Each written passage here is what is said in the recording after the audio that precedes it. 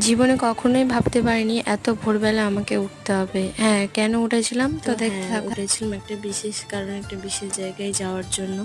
তো দেখেই নাও কোথায় এসেছিলাম। এটা হচ্ছে কি তারাপীঠ। আশা করি তোমরা সবাই দেখে চিনতে পেরেছো আর বুঝতেও পেরেছো। এটাও তেমনি হঠাৎই প্ল্যান ছাড়াই আসা হয়েছিল। হ্যাঁ, অবশ্যই ট্যুরটা ঠিক করা হয়েছিল, সেই জন্যে এখানে একটা বিশেষ দরকারে আসা হয়েছিল।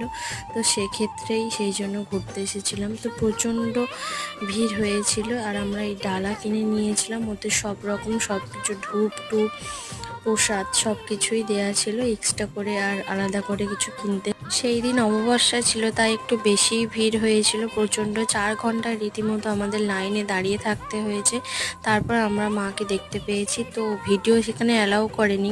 তো আমি কিছু ফটো পেয়েছিলাম, সেটা এর সাথে অ্যাড। সাবস্ক্রাইব, লাইক, কমেন্ট করে দিও। And next part coming soon. Tata.